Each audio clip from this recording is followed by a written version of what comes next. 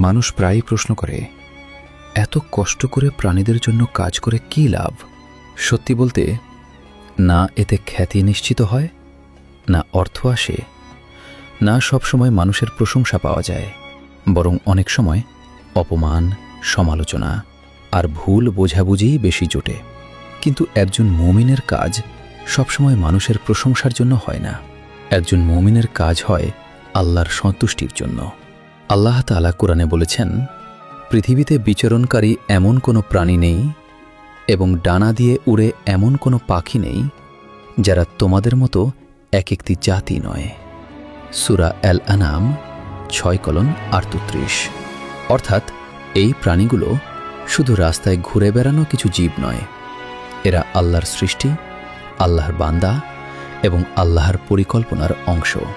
রাসূল সাল্লাল্লাহু আলাইহি ওয়াসাল্লাম বলেছেন, যারা পৃথিবীর প্রতি দয়া করে, রহমান তাদের প্রতি দয়া করেন। তোমরা পৃথিবীবাসীদের প্রতি দয়া করো, আসমানের অধিপতি তোমাদের প্রতি দয়া করবেন। সুনান আত-তিরমিজি 1924। একবার এক ব্যক্তি একটি কুকুরকে তৃষ্ণায় কাতর অবস্থায় দেখে কূপ থেকে পানি তুলে পান করায়। সেই একটি কাজের কারণে আল্লাহ তাকে ক্ষমা করে দেন। সহিহ বুখারী 3321, সহিহ মুসলিম 2244। অন্যদিকে একটি নারী একটি বিড়ালকে আটকে রেখে না খাইয়ে মৃত্যুর মুখে ঠেলে দেওয়ার কারণে জাহান্নামের শাস্তির উপযুক্ত হয়েছিল। সহিহ বুখারী 2365, সহিহ মুসলিম 2242।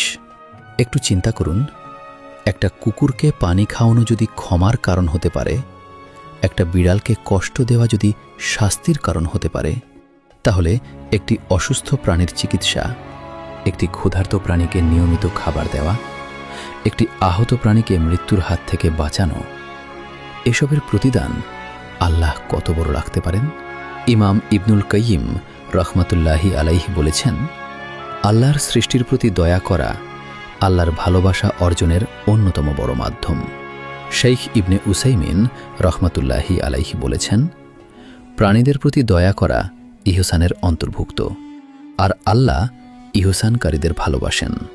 আজ আপনি যে কুকুরটিকে খাবার দিচ্ছেন, যে বিড়ালটিকে চিকিৎসা করাচ্ছেন, যে অসহায় প্রাণীটির পাশে দাঁড়াচ্ছেন, হয়তো সে কখনো আপনার নাম জানবে না, কিন্তু আল্লাহ জানেন। হয়তো কিয়ামতের দিন আপনার অনেক বড় আমল কম পড়ে যাবে।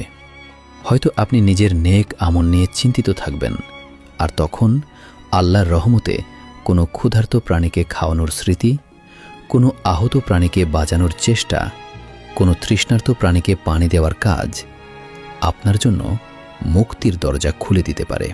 তাই মানুষের প্রশংসার জন্য নয়, ছবি তোলার জন্য নয়, ভাইরাল হওয়ার জন্য নয়, আল্লাহর সন্তুষ্টির জন্য প্রাণীদের প্রতি দয়া করুন।